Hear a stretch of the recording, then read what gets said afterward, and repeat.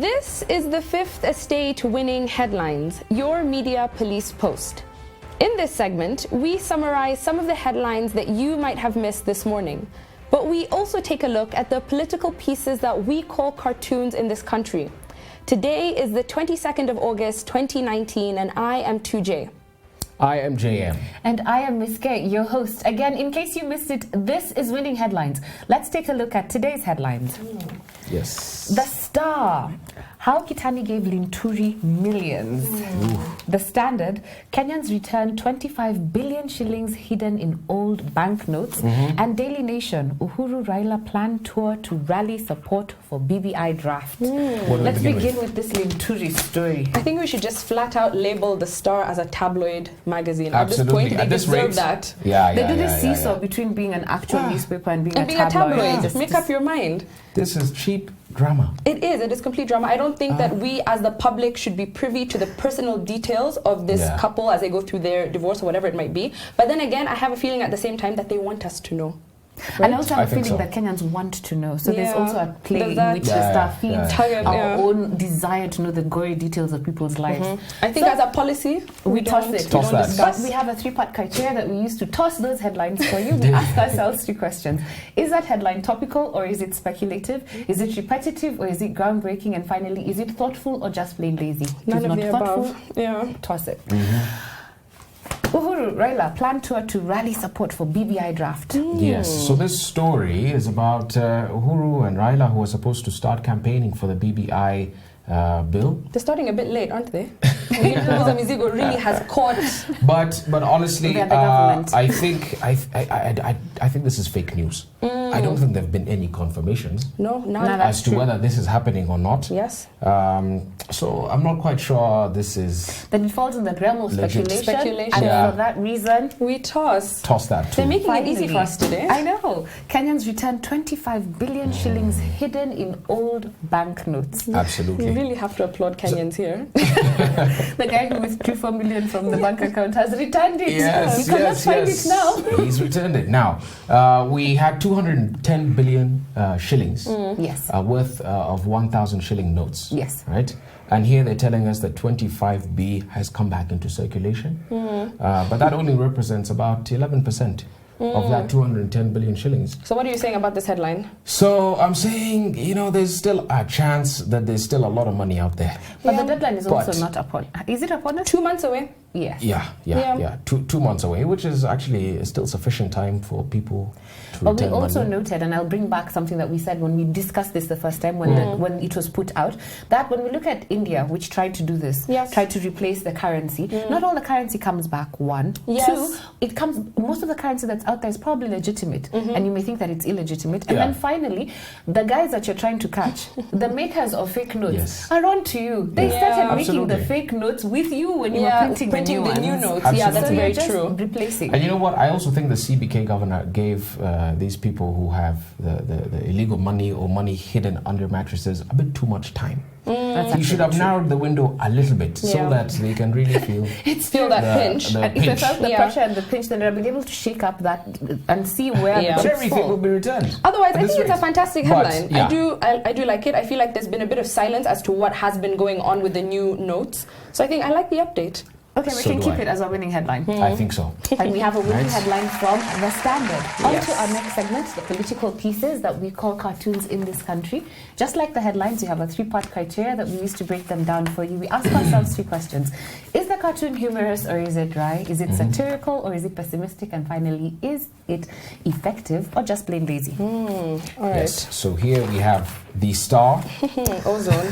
You want to describe this for us? Okay, let's go. We have the scales of justice, and on one side you have Linturi, on the other side you have Kitani, and in between, hanging on the scales of justice, are hanging lines, and on them you have underwear.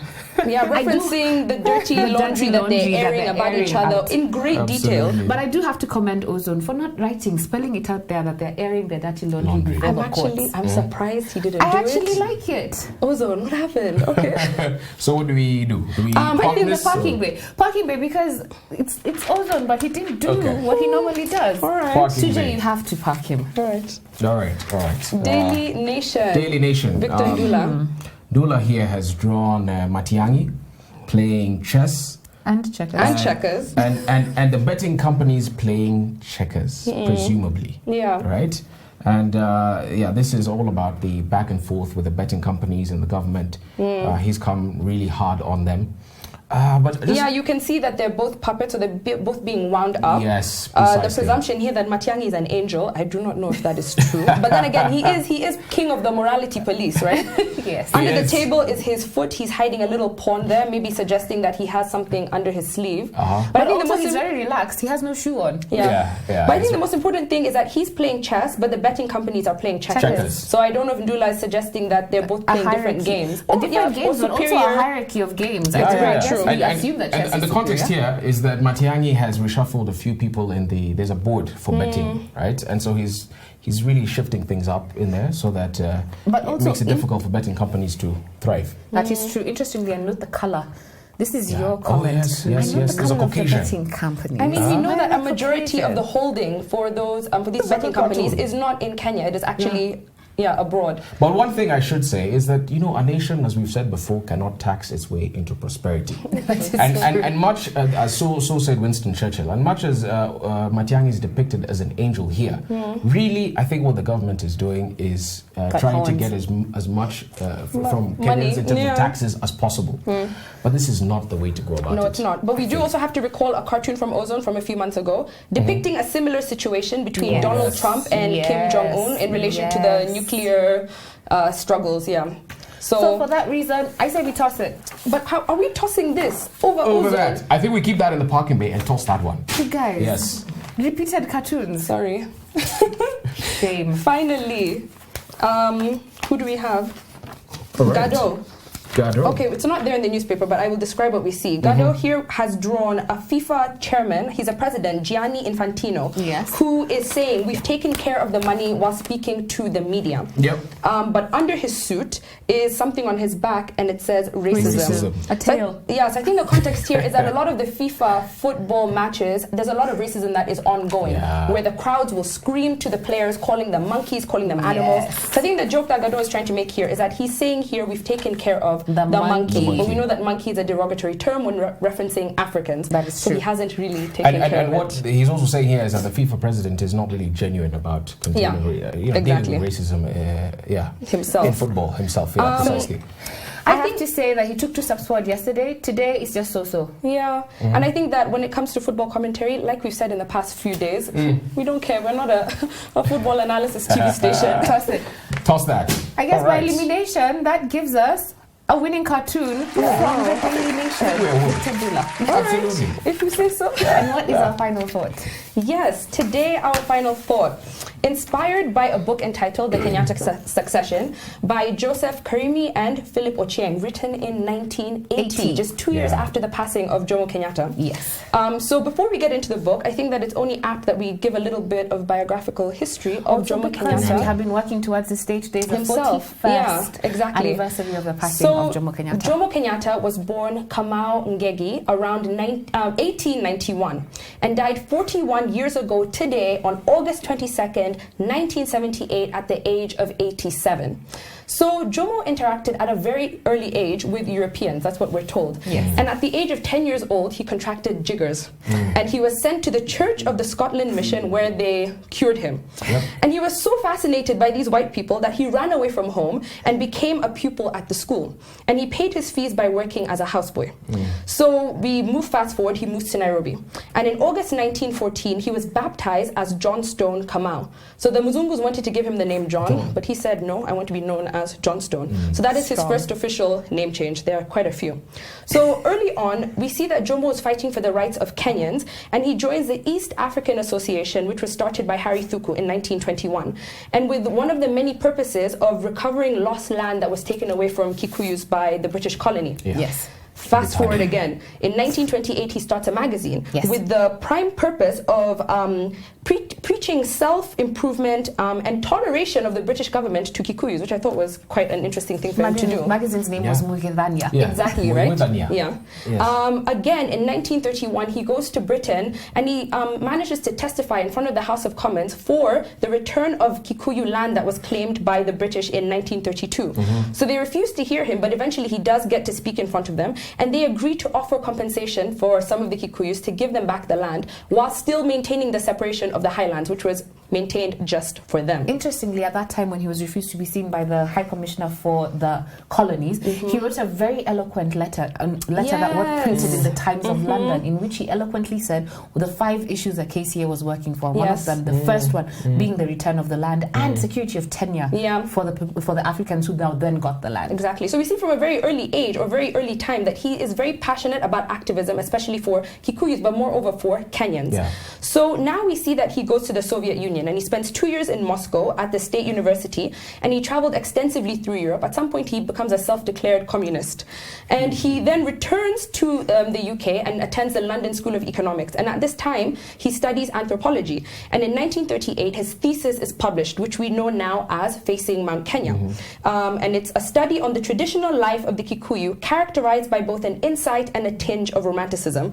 So the book then signaled his second name change, where he becomes Jomo. Which means burning spear. So now we know him as what he is today, Jomo Kenyatta. So he then returns to Kenya in 1946 and takes up leadership of the newly formed Africa Union, the Kenya Africa Union, which he had been elected as president in 1947. So then he talks about in his thesis this dangerous explosion that he anticipates is going to happen between the between the Kikuyu and the British. So in 1930 this prediction comes through and we have this eruption of the Mau Mau. Fast forward again to 1952, where he is arrested. And we told you the story yesterday. So he's arrested and he's in prison for 7 years. So then eventually he's released from prison and he joins the Kenya African National Union, where he had been elected president by Tom Mboya and Oginga Odinga in absentia. So I'm going to fast forward again because honestly the life of this man, there's so much interesting information, we just have to kind of rush through it. But eventually when he's released, he goes to the London Conference in 1962 and he negotiates the constitutional terms for Kenya's independence. He becomes prime minister in 63 and then eventually becomes president again in 64. So in foreign policy, what we can say about Kenyatta's government is that they were consistently friendly to the West. I think we can say that, even though we talked about that a little bit negatively this week. And they were one of the more pro-British and pro-American countries in Africa, but luckily that allowed us to become one of the more stable countries in the region. And we still see that we benefit from that today. I think I'll borrow from Prof in explaining why they were like that. He says, and I quote, that if you're a young man and you're not a socialist or a communist, then you have no soul. And if you're an older person and you're not a capitalist, then you have no head. Exactly. So I think they had both. So he clearly had a head. The policy of non-alignment. Positive non-alignment. So Jomo became president at a relatively old age. He was 73 years old. And so questions of his declining health were quite normal to think about. So by 1976, his failing health becomes something that the government cannot keep under wraps. So in fact, they do say that some newspaper companies had written obituaries and articles that they would print in the event of his death, and they'd stored them in safes in anticipation. Exactly. So by 76, we have things like the CCM movement, really taking shape because people were worried about the succession process. And so his last official public appearance is said to have happened on July 20th, 1978 in Nakuru. But sadly, at 3:30 a.m. on August 22nd, 1978, Mzee Jomo Kenyatta was declared dead at State House, Mombasa, at the age of 87. That was my rapid biography. Of Jomo. You did well. You did. Spot on. And of course, he is larger than life, and we have to acknowledge that he is larger than life, and one of our greatest founding father. That is acknowledged by all the other founding fathers, and that's why trying to skim down his life into 5 minutes is a really hard process, and that is why this book is important today. The Kenyatta succession. And it's a book that every Kenyan must read. Very true. It's available at Textbook Center. Brilliantly written. These authors are just fantastic, superb. And they have 2 authors, Joseph Karimi and Philip Ochieng. I would call them pioneer journalists in this region. Both of them very interesting, though. Joseph Karimi did not go to school. He finished high school. Yes, he stopped at high school school. Then he went on to become a journalist. While on the other hand, Philip Ochieng went to Alliance High, then Roosevelt University. But both of them took on careers at the Daily Nation, and that is the heritage from which they write this article. They write about what was happening in the media, they write about what was happening politically, and they try and piece together the intrigues on the succession. Try and piecing together three things, actually. They talk about it in three parts. Part one is the Change the Constitution movement, where they talk about the men that were around the president, who they call the family. The family. Who are with a not capital F. With a capital F. Yeah. Who are, some of them were related to him, some of them by blood, some of them by marriage, but a lot of the people who got entrance into the family were there because of economic interests. And their intention was to ensure that the succession would stay within themselves. That one so of they them were the inner would circle. Inherit. Yes, they were the inner circle and they wanted to inherit Kenyatta. But Kenyatta, I think, had a more nationalistic view. He did. Yes, he did. And the constitution itself at that time required that the vice president would take over for a 90-day period. Then in the 90-day period, we would plan for an election. Unlike now, I think now it's worse. We take over for the remainder of the term.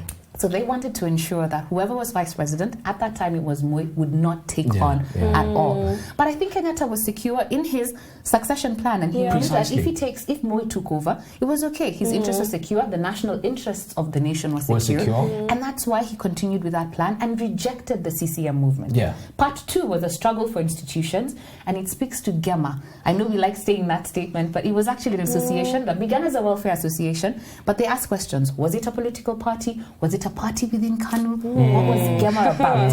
Then the third part is the coming of the Ngoroko. And I think that is where you will talk about. The Ngoroko was the militant, I would say, wing of the Change the Constitution movement, fellows, and this family with a capital F. Dear Kenyans, dear Kenyans, dear Kenyans.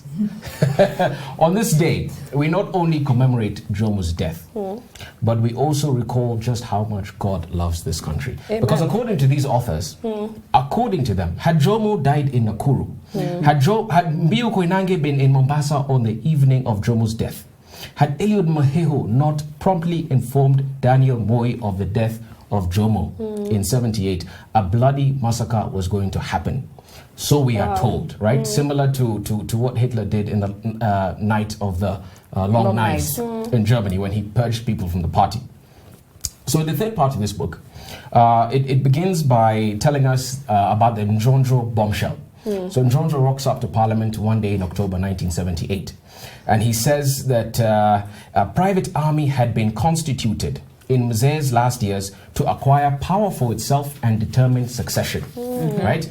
But before we go into the plot and what was planned for the day, here is what they also say about the Ngoroko. It was formed in the after the 74 election of December. It was domiciled in the GSU, and its function officially was to deal with the Ngoroko cattle raiders in the Rift Valley. Right, so Ngoroko were actually a band of cattle raiders, very, very lethal people, right? And they were officially known as the Anti-Stock Theft Police Unit. They were headed by a guy called James Ephantus Mungai. 80% of the recruits were from Kiambu. But the actual function was to ensure that the presidential motorcades never crossed the Chani River or never crossed Mai Mahiu towards Kabanet when Jomo died. Now let's get into the plot. It's a very conspiratorial plot, and I don't think it for sure it did not have the blessings of Jomo Kenyatta, because the plot was all about taking out the 15 people who Jomo had appointed to take over from him after he passed on. People like Daniel Moi, people like Mwai Kibaki, people like Gigi Karevi, the Kiriaini, Njonjo. These are the people I think he really entrusted to watch over the state and to take it forward. So listen to the plot. Right? This is crazy stuff. We're listening. Right? So these guys believed that they couldn't acquire power if they hadn't taken out these 15 people. So they put those 15 people on a list. And it was supposed to be a Macbeth kind of situation. Jomo was supposed to die in Nakuru. Right, and when he died, they were not going to talk about it. Be silent. They were going to be silent. They were going to summon the 15 people to State House Nakuru.